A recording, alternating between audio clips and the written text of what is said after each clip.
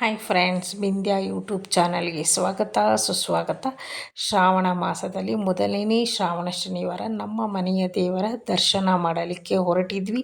So Bindya ಆಗಲೇ ಸ್ನಾನ ಮಾಡಿ ರೆಡಿಯಾಗಿ ಕೂತಿದ್ದಾಳೆ. ಇವಾಗ ಬೆಟ್ಟಕ್ಕೆ ಹೋಗೋಕ್ಕೆ ನೋಡಿ, ಇಲ್ಲಿಂದ ದೇವಸ್ಥಾನ ಕಾಣಿಸ್ತಾ ಇದೆ, ಅದೇ ನಮ್ಮ ಮನೆ ದೇವರು. ಸೊ ನಾವು ಉಳಿದುಕೊಂಡಂಥ ರೂಮ್ ಇದು.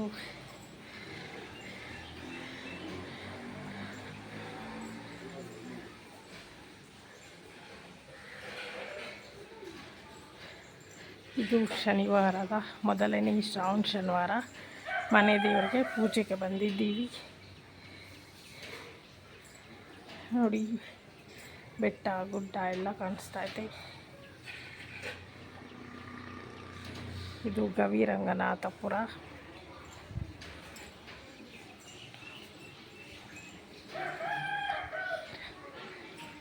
ಎಷ್ಟು ಚೆನ್ನಾಗಿ ಕೂಗುತ್ತೆ ನೋಡ್ಕೊಳ್ಳಿ, ಕೋ ಅಂತ.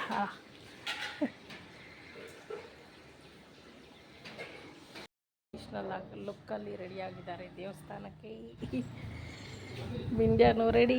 ಇವಾಗ ಹೊರಡೋದು, ಬನ್ನಿ ಮೇಲಕ್ಕೆ. ಇವಾಗ ಬೇಗ ಆಯಿತು, ಸುಸ್ತಾಗಿಲ್ಲ. ಇಲ್ಲಾಂದರೆ ಬುಸ ಬುಸ ಅಂತಿದ್ದೆ ನಾನು.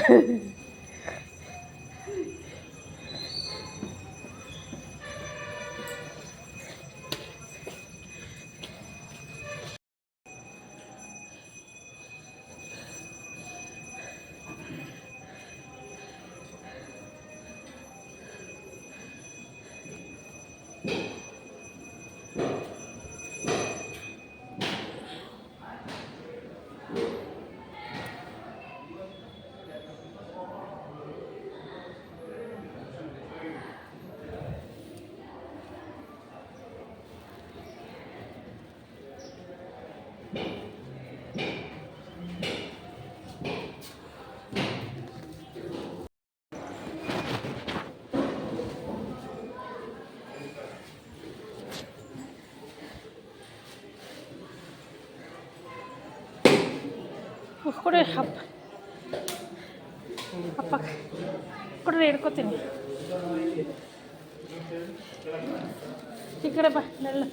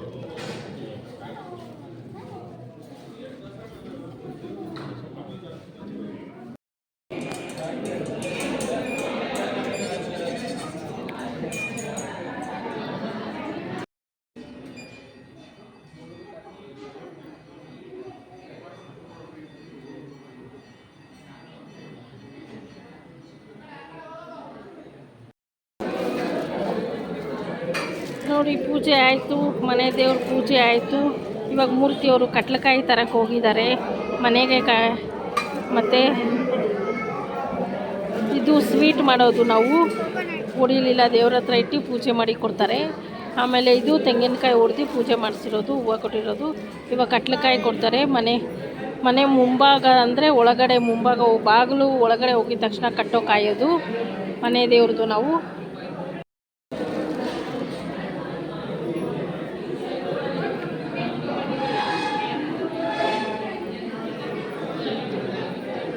ಕೈಯತ್ತೆ.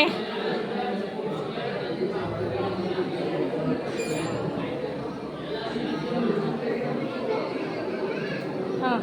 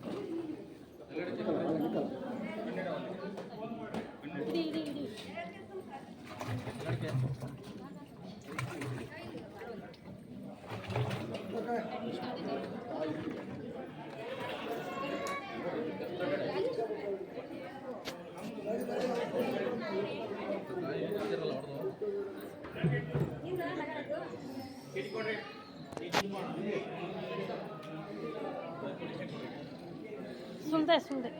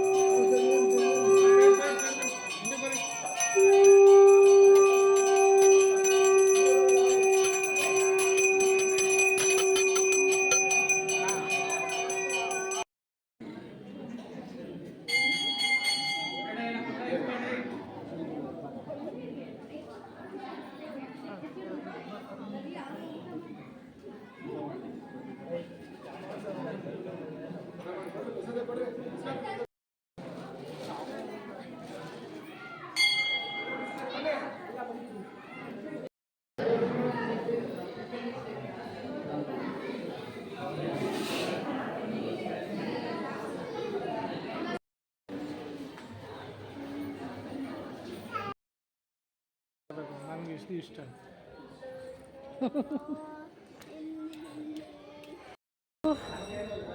ಸೊ ಕೂದಲು ಕೊಡೋರು ಮಕ್ಕಳಿಗೆ ದೊಡ್ಡವರು ಎಲ್ಲ ಕೊಡ್ತಾರೆ.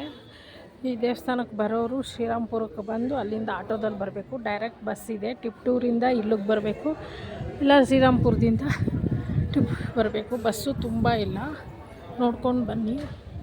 KSRTC bus.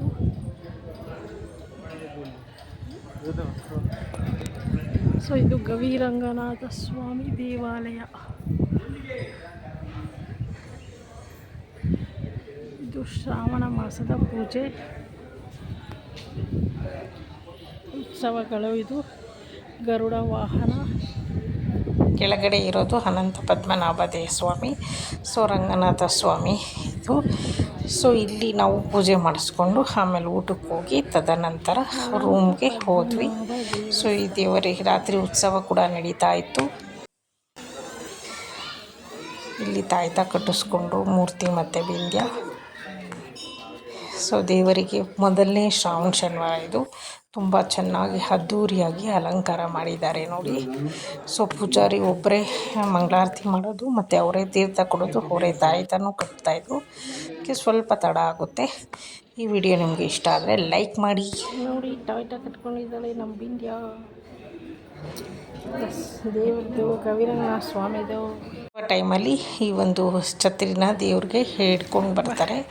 ಸೊ ಅದಕ್ಕೆ ದೇವಸ್ಥಾನ ಅಂತೂ ತುಂಬ ವಿಶಾಲವಾಗಿದೆ. ಇನ್ನು ಅಭಿವೃದ್ಧಿ ಕಾರ್ಯಗಳು ನಡೀತಾ ಇದೆ. ಅಲ್ಲಲ್ಲಿ ಕುತ್ಕೊಳ್ಳೋಕ್ಕೆ ಭಕ್ತಾದಿಗಳಿಗೆ ಆಸನ ವ್ಯವಸ್ಥೆ ಮಾಡ್ತಾ ಇದ್ದಾರೆ. ಎಷ್ಟು ಚೆನ್ನಾಗಿ ಮಾಡೋರು.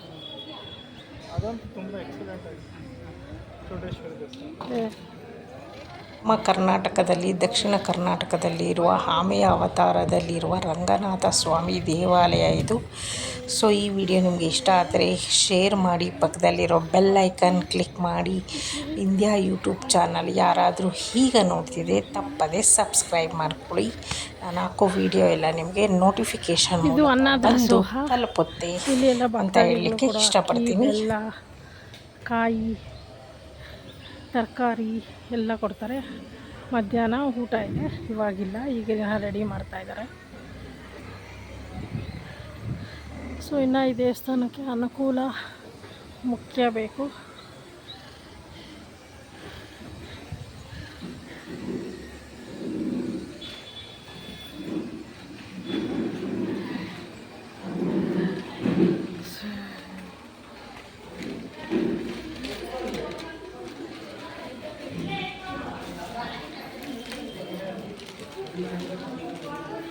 ಏನಂತ ನೋಡಿ ಹಾಕಿದ್ದು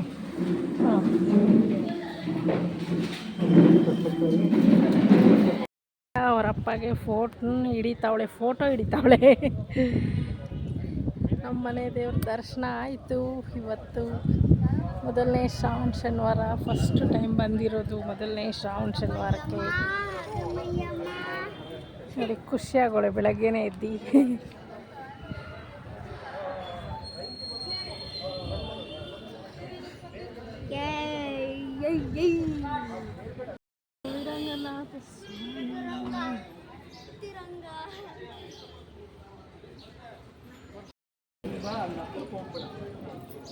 ಹಾಕಿ ಹಾಕಿ ಏನಾಗಲ್ಲ.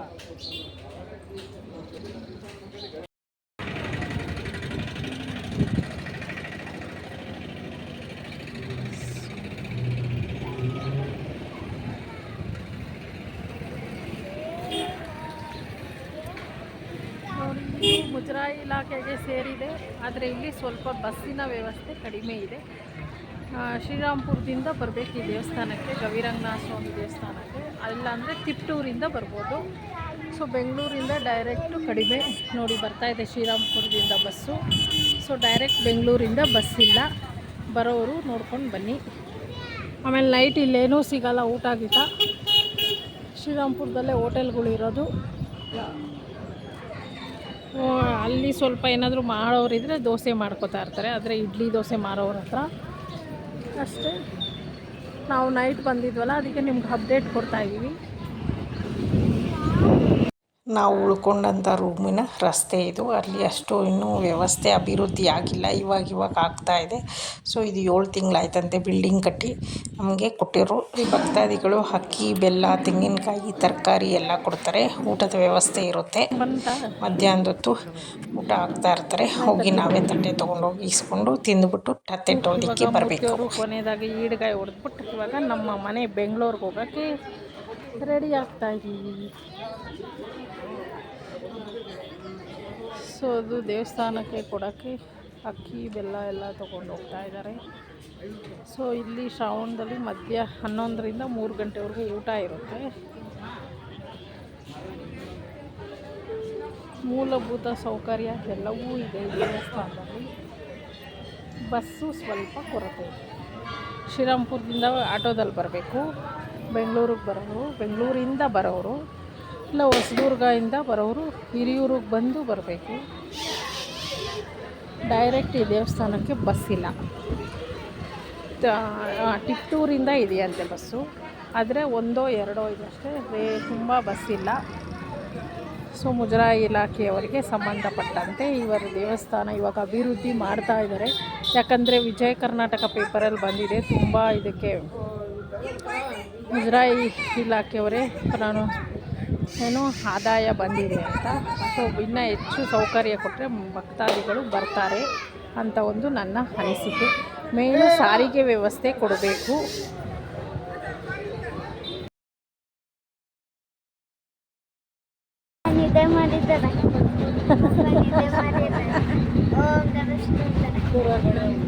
ಬಸ್ ಫುಲ್ಲು ರಶ್ ಇಲ್ಲ, ಒಂದು ಸ್ವಲ್ಪ ರಶ್ ಇದೆ.